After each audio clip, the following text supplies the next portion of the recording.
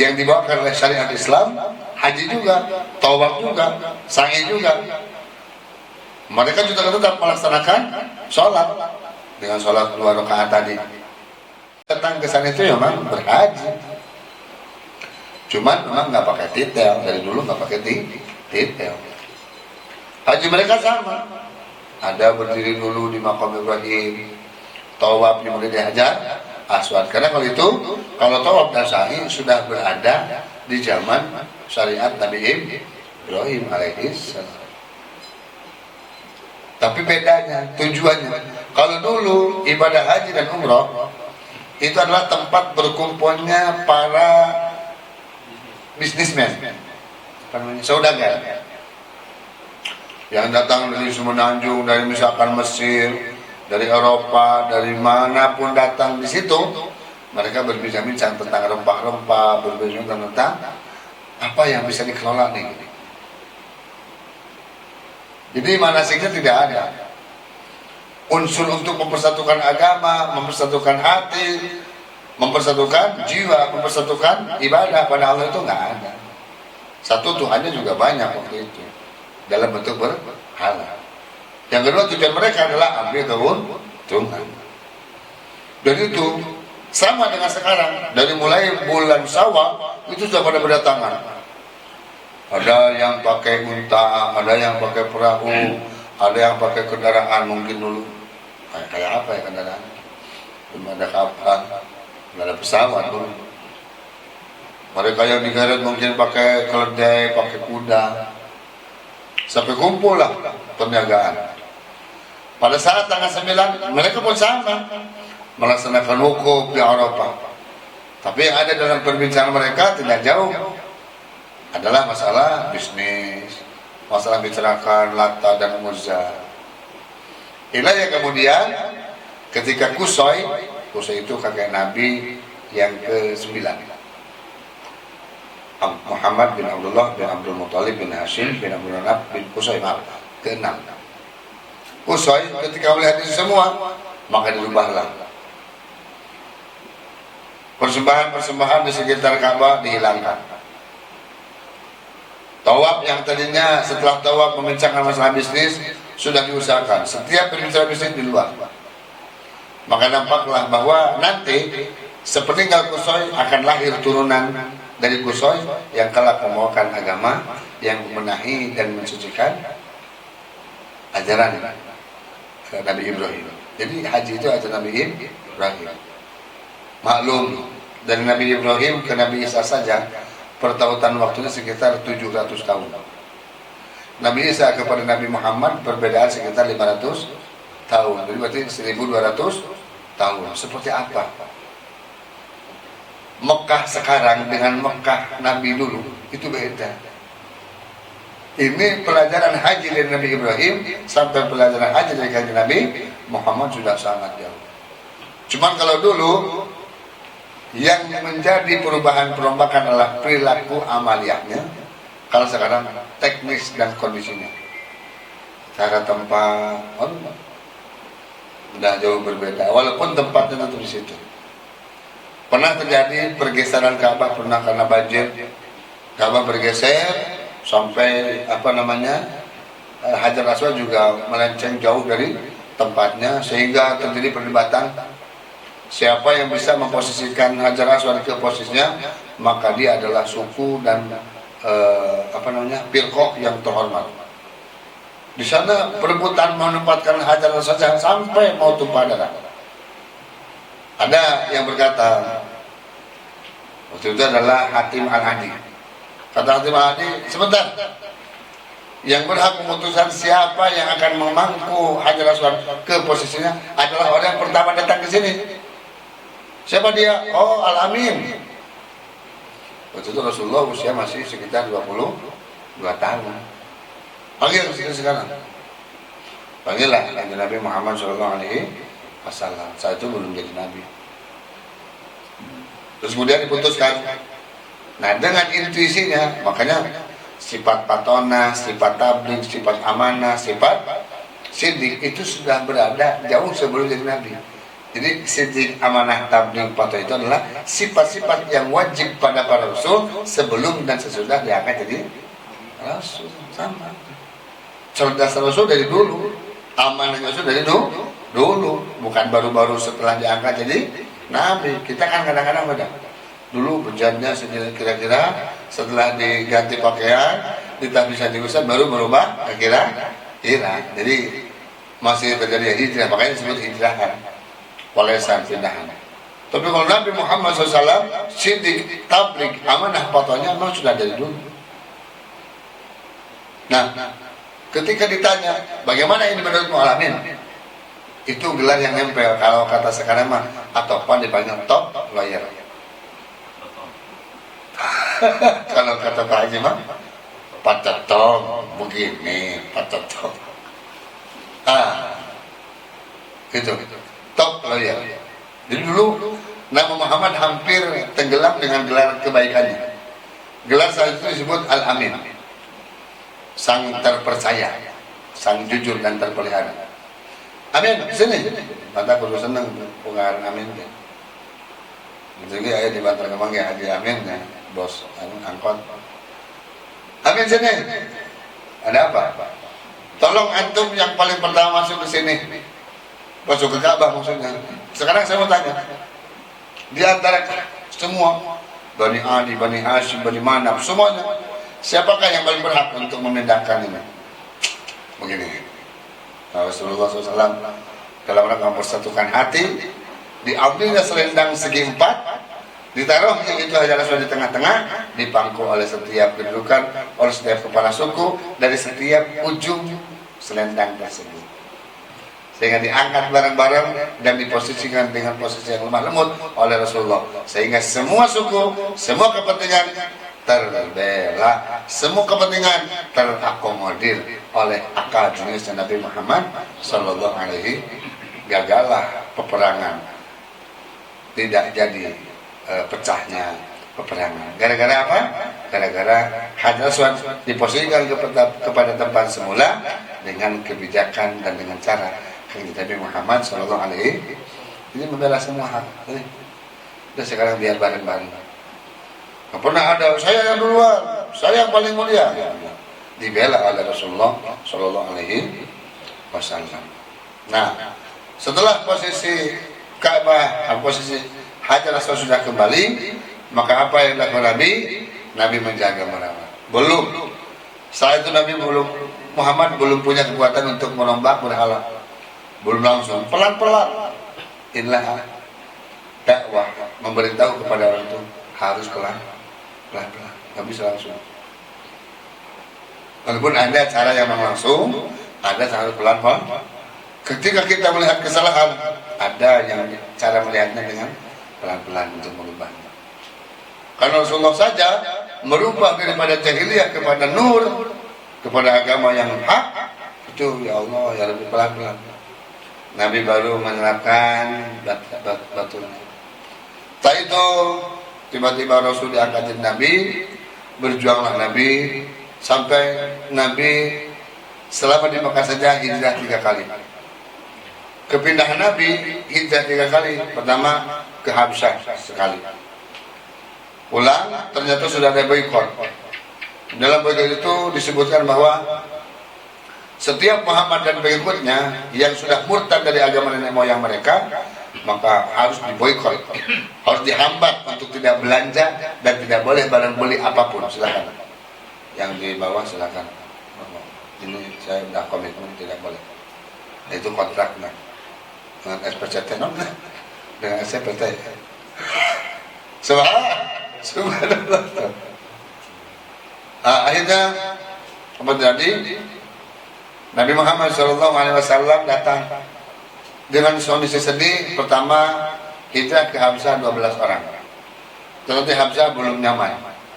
Pindah yang kedua ke Habsyah hijrah 3 tahun. Itu sampai mencapai 85 orang.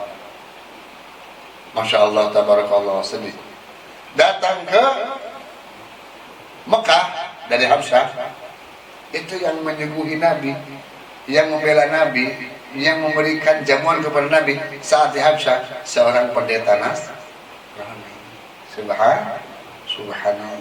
Maka kalau ada pernyataan seorang Buya yang mengatakan bahwa Nabi itu banyak sekali dibela dan direngkuh serta diayomi oleh orang-orang Nasrani ya, bukan Kristen, Nasrani. Karena Nasrani itu mengambil daripada Injil, dan Injil itu menceritakan tentang kedatangan Nabi Muhammad SAW. Cuman mereka belum ikhlas untuk melepaskan agamanya. Secara hati mereka terima. Buktinya Raja Hamzah yang kedua pada saat hijrah yang kedua itu semua disiapkan. Tiba waktunya sudah 3 tahun, mudah-mudahan hari ini kesepakatan sudah berubah ya. Kata Nabi, yuk kita pulang lagi ke Mekah.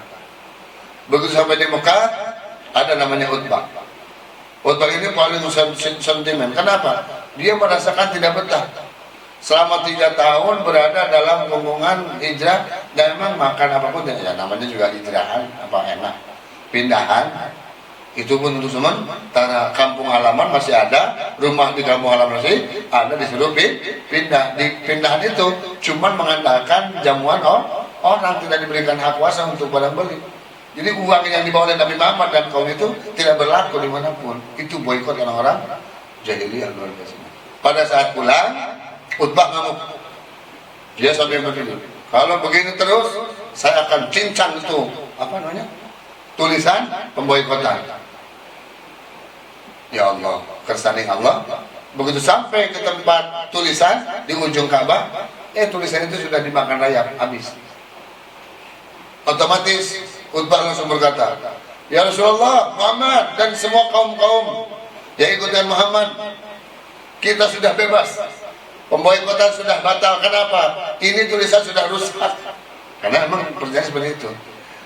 Hari ini mulai ditetapkan bahwa Muslim tidak boleh berbelanja dan tidak berlaku uangnya yang ikut dengan Muhammad, kecuali ini sudah rusak.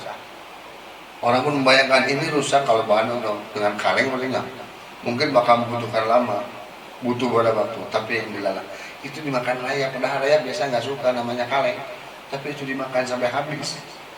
Sudah tidak ada, sampai digini-gini sama Utbah. Alhamdulillah, sudah mulai agak nyaman, agak aman. Tapi tetap mereka tidak pernah lemas, mereka tidak pernah berhenti untuk mengganjal perjuangan Nabi Muhammad SAW. Kesepakatan itu sudah tidak ada, boikot sudah hilang.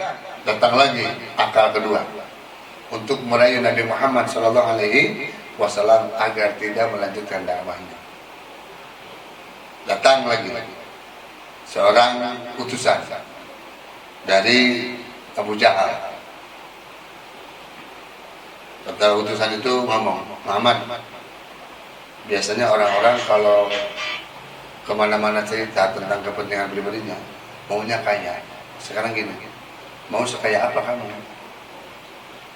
Akan saya suruh semua orang yang ada di Mekah ini untuk mengumpulkan duit sehingga dikasihkan ke kamu, dan kamu hasilnya paling kaya di sini dibanding dengan para pemuka Quraisy. Kamu paling kaya, karena setengah dari kekayaan kami akan kami sumbangkan ke kamu.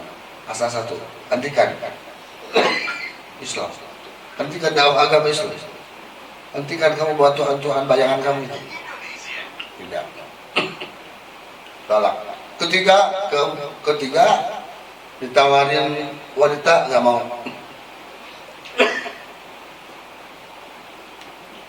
Tawarin harta nggak mau, tawarin wanita nggak mau, tawarin tahta nggak mau. Mau dipilih jadi pemimpin seumur hidup, nggak mau. Bukan itu. Sampai Nabi berkata, wahai Quraisy, dengarkan. Lau antum khudni al-badru, kalau kau simpan bulan purnama di tangan kananku, kau tawarkan matahari di tangan kiriku, aku tidak pernah akan bergeser dari dakwah. Karena ini bukan masalah untuk harta, untuk keselamatan umat setelahku ini, umat nanti. Allahumma sholli wa sallim wa barik alaihi. Oh, begitu enak. Dirayuku duit itu bisa, dirayuku harta itu bisa, wanita itu biasa kan yang mereka marah. Akhirnya digecatlah. Sekarang yang diancam bukan perut, keselamatan. Nabi dan pengikutnya harus mampus, harus tidak ada dari Mekah. Rasulullah mikir, kemana ya Allah saya harus hijrah? Oh iya, saya punya satu keluarga, tapi jauh kerabat dari Bani Abdi Manaf. Dia berada di Najib. Najib itu sebelah Taif. Satu kampung di kecamatan Taif. Mulai nama Kencana di tengah-tengah Ciomas. Dia mau datang ke Najib karena perkampungan yang sudah ada itu adalah Najib. Berangkatlah beliau bersama dengan putranya dulu untuk survei. Putra angkatnya namanya Zaid bin Harithah. Zaid bin Harithah berangkat dengan Rasulullah. Datang ke sana, ya Allah ya Rabbana. Rasul malah diolok-olokin. Oh ini ya Bani Hashim, Bani Manaf yang ada di sana malah tidak ketemu. Yang menerima Rasulullah adalah keluarga-keluarga yang memang asing.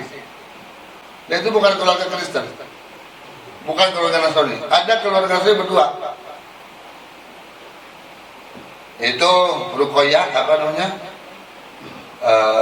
Uyainah sama suaminya. Mereka adalah penganut Nasrani. Punya budak namanya Adas. Rasulullah SAW ditimpuk sampai katanya ini nih dempulnya berdarah. Soal batu, pulang sana kamu. Rasulullah tentu takut kalau hal ini malah kedengaran oleh orang-orang Mekah. Nanti orang Mekah bakal ngomong gini, kemanapun kamu pergi, kalau selama kamu masih menjalankan, mengajarkan tauhid, la ilaha itu, kamu akan tetap disiksa. Rasul sangat menjaga. Sampai ada penawaran, malaikat Jibril, kata malaikat Jibril, Muhammad, kalau kau berikan izin padaku, akan aku tumpahkan gunung ini untuk menimpa mereka. Tidak, jangan. Bukan itu, nanti akan ramai. Kenapa gunung sampai menimpa orang Taif? Karena Taif adalah menzalimi Nabi Muhammad. Berarti kalau kata orang-orang Quraisy, wah berarti Muhammad kemanapun tetap diganggu orang. Kalau begitu tambah besar hati mereka. Tidak boleh. Rasul akhirnya berjalan dengan Zaid bin Harithah, ketemu di bawah pohon dengan Zaid bin Harithah. Pada saat melamun datang, itu Rasul padahal tidak suka di situ. Pada saat melamun Rasulullah doanya begini, ya Allah, Engkau adalah Tuhannya orang-orang yang lemah, dan Engkau juga adalah Tuhanku. Mau Kau hantarkan kemana saja aku ya Allah, mau Kau campakkan aku tempat yang Engkau tidak, yang akan mencelakai pun tidak apa-apa. Mau kemanapun Engkau mau berangkatkan saya, mau dicampakkan kemanapun saya, silakan. Asal satu ya Allah, jangan Kau marahi aku. Aku tidak mau Kau benci padaku. Silahkan Engkau perlakukan aku seperti apapun, tapi yang satu yang tidak aku mau, Engkau membenciku ya Allah. Di tengah-tengah impian Rasul malah takutnya Allah membenci. Sekali dikabarkan, saya dilukai, silahkan ya Allah, selama Engkau tidak marah padaku, selama ini yang menghantarkan keridhaan-Mu untukku, nggak apa-apa. Ini bagian perjuangan. Aku ridho ya Allah. Asal satu, jangan Kau sisakan kemarahan-Mu untukku. Kata Rasulullah sambil berdoa kepada Allah Subhanahu. Agak lama datang Jibril. Muhammad, Allah mengutus saya khusus hari ini. Mengutus saya khusus hari ini kepadamu. Untuk apa Jibril? Aku harus taat menjalankan perintah-Mu atas perbuatan orang-orang Taif padamu. Tadi malaikat Jibril, malaikat gunung. Sekarang Jibril langsung komandannya. Aku diperintahkan oleh Allah kepadamu hari ini khusus untuk mentaati mau apa yang mau kau lakukan untuk orang-orang Taif yang telah menyakitimu. Apa kata Rasulullah? Allahumma hdi qaumi fa innahum la ya'lamun. Ya Allah, tunjukilah kaumku, sungguh mereka berbuat demikian karena mereka tidak tahu. Mereka tidak tahu agungnya Islam. Mereka tidak tahu agungnya Al-Quran. Mereka tidak tahu bahwa agama yang kubawa menyelamatkan dunia dan akhirat. Baru doa di situ, Allahumma hdi qaumi fa innahum la ya'lamun. Setelah beres, datang serombongan jin. Datang serombongan jin. Ternyata jin ini adalah mantan atau ex pengikut Nabi Musa. Ex pengikut Nabi Musa datang. Muhammad, tolong bacakan padaku. Sebentar, masalah adas dulu ya. Adas begitu dua majikannya ini suami istri nyuruh ke Adas ini budak, tolong kasih ini kepada orang sedang berteduh. Saya cuma kasihan aja, tadi lihat kakinya berdarah, bukan karena kasihan kepada Nabi Muhammad, kasihan bahwa kakinya berdarah habis ditimbukin orang Taif. Ini tolong kasih ini ya, sekuntum anggur, kasih buat dia. Adas datang, ayo ke sana. Orang tadi kenal, silakan ini makan dari cucu. Dalam keadaan lapar, Rasulullah memakan kurma. Sebelum makan kurma, beliau baca Bismillahirrahmanirrahim. Anda sadar, aku tidak pernah dengar bacaan ini di tengah-tengah kaumku di Soif. Aku tidak pernah mendengarnya. Ini bacaan apa? Kata Nabi Muhammad, ini adalah bacaan dari Qur'anul Karim. Bacaan dalam kitab sesudah kitabnya Injil. Kamu agamanya apa? Kami adalah agama Nasrani Yamani.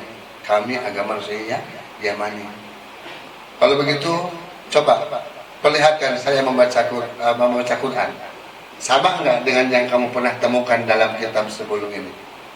Setelah dipelihara, dilihat, ternyata banyak sekali kesesuaian kabar yang terdapat dalam Injil tentang kebenaran seorang manusia yang nanti akan bawa firman yang suci, firman yang benar namanya Muhammad. Maka seperti itu Adas masuk Islam dan ikut serta. Jadi berarti cuma 3 orang. Rasul ketika itu cuma dapat 1, itu pun budak, namanya Adas. Pulang di tengah jalan dicegat sama jin, serombong jin. Kami pengikut Nabi Musa. Kami mendapat suruhan, mendapat perintah dari komandan kami bahwa dalam Taurat telah tertulis di panduan atau di kitab suci agama nenek moyang kami Musa, itu telah tertulis ada nama nabi yang terlahir dengan sebutan apalah, bukan Mehmet, Muhammad, tapi bahasa-bahasa Taurat.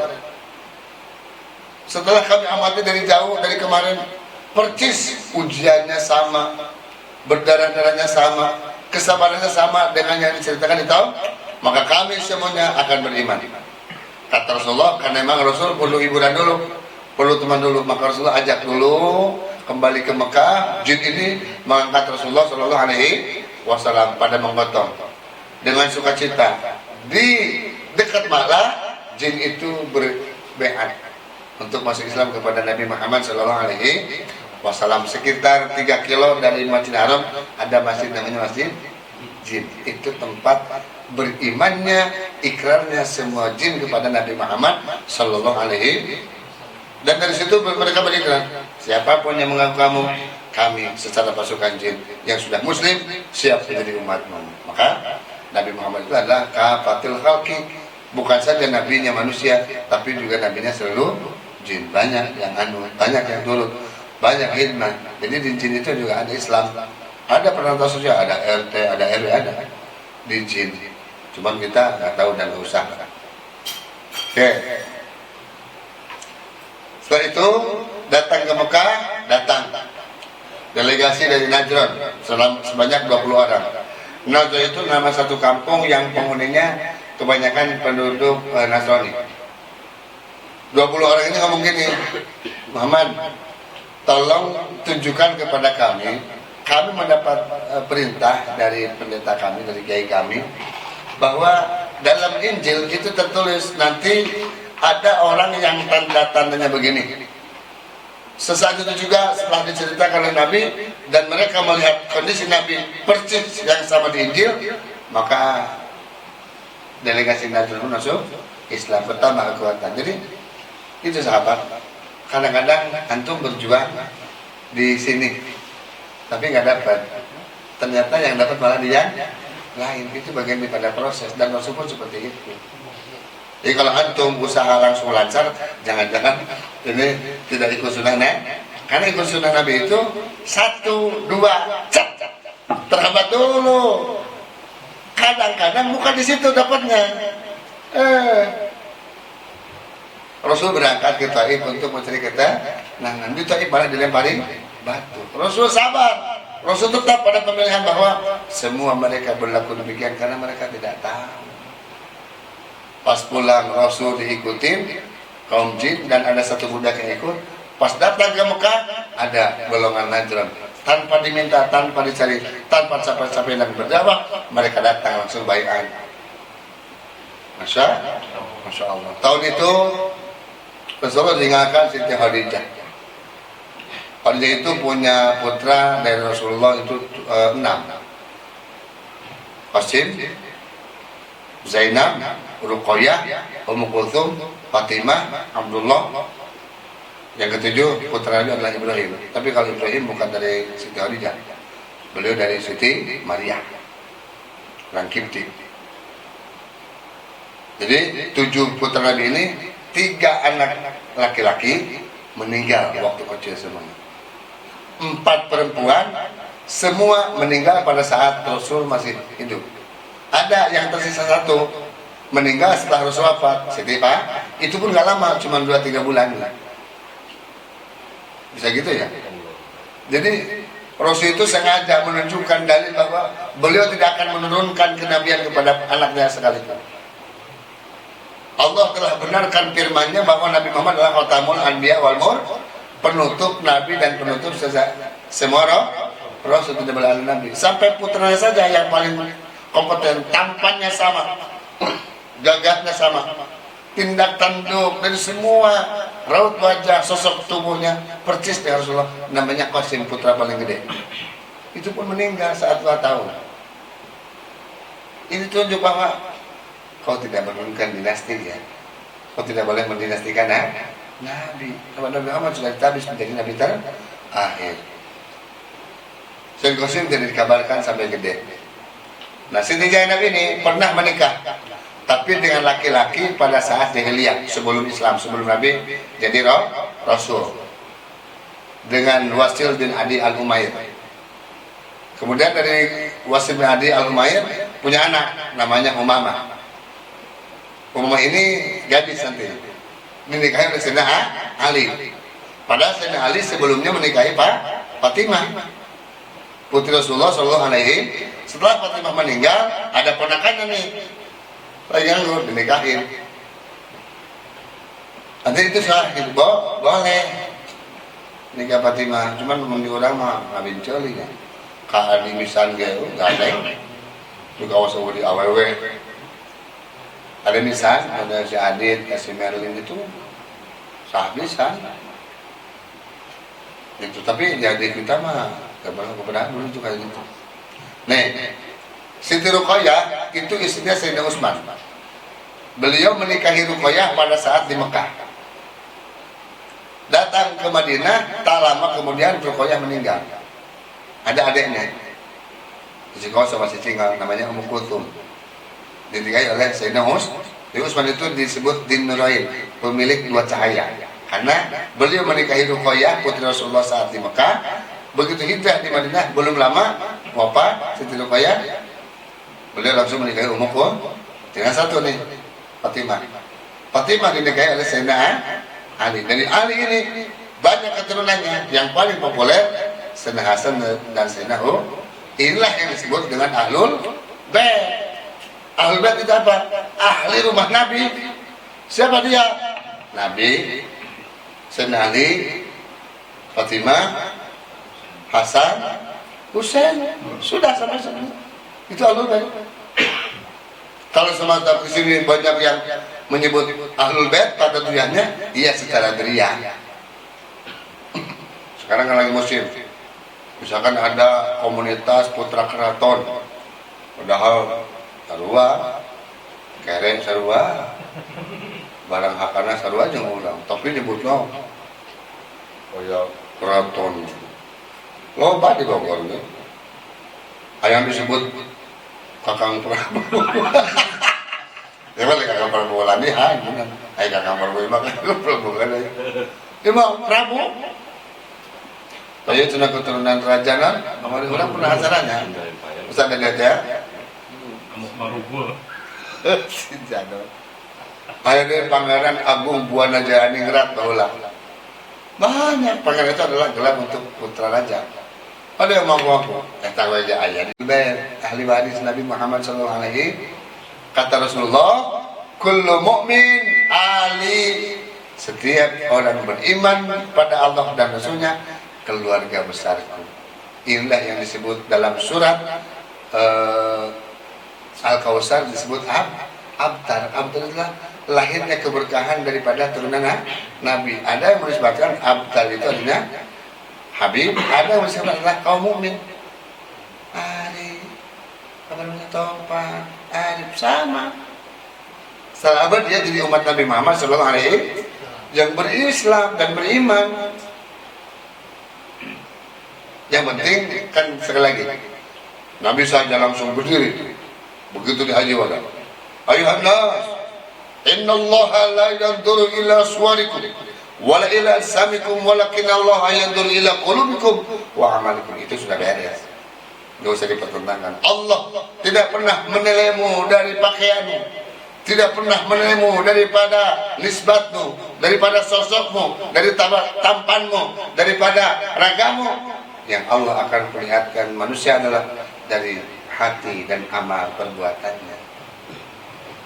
Siapapun kita kalau baik, ya baik.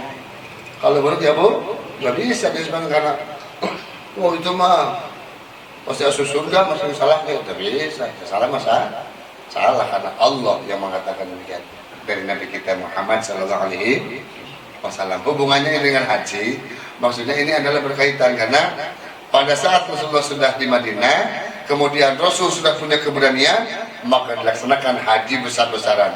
Namanya haji akbar. Tapi subhanallah, itulah kenapa umat Islam wajib haji cuma sekali. Karena Rasul pun pada pelaksanaannya cuma sekali.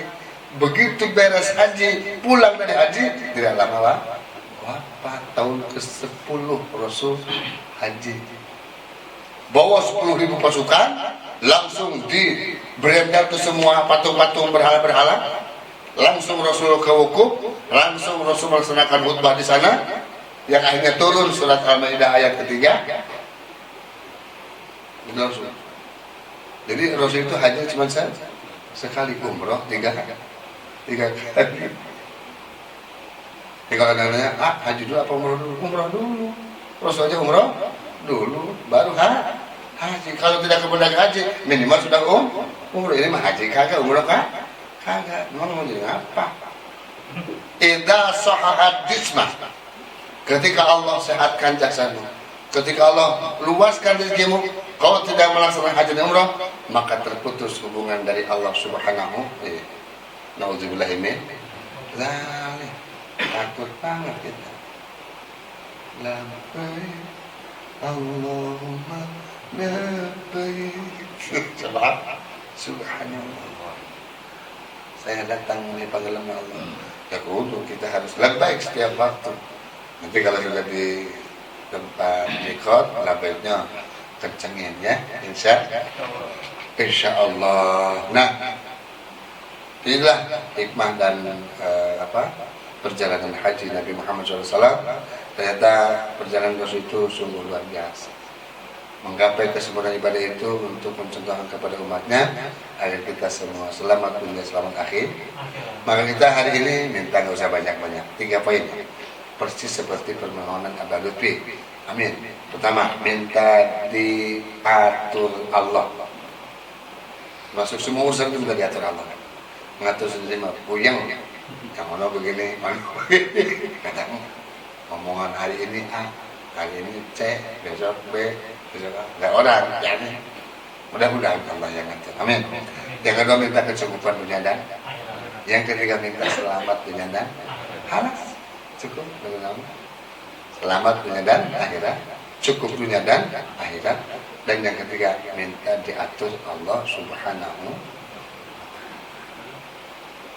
Rabbi fanfa'na bi barakatihim wa dina husna bi hurmatihim wa amitna fi tariqatihim wa mu'afatin minal fitani ya Rasulullah salamun alaika ya Rafi asyani wa daraji abatayyaji Ratal alami ya uhailal judi wal karam Rabbi yassir lana Rabbi tamim lana bil khairi a'malana Rabbana atina fid dunya hasanah wa fil akhirati hasanah wa qina azabannar wa adkhilnal jannata ma'al abrar ya aziz ya ghafar ya rabbal alamin labbaik allahumma labbaik labbaik Allahumma labbaik la syarika lak labbaik innal hamda wan ni'mata lak wal mulk la syarika lak labbaik allahumma labbaik labbaik la syarika lak labbaik innal hamda wan ni'mata lak wal mulk la syarika lak labbaik allahumma labbaik labbaik la syarika lak labbaik innal hamda wan ni'mata lak wal mulk la syarika lak. Itu namanya doa ngabong-borongkeun. Doa seolah-olah kita sudah berada di sana dan untuk ke sana kita harus banyak rezeki. Artinya kita minta banyak rezeki yang tersambung untuk melaksanakan ibadah umroh dan haji. Wallahu a'lam wa ilaihi marji wal ma'ab. Assalamualaikum warahmatullahi wabarakatuh. Waalaikumsalam. Jadi kalau diedit, anunya nggak usah masuk batuknya ya.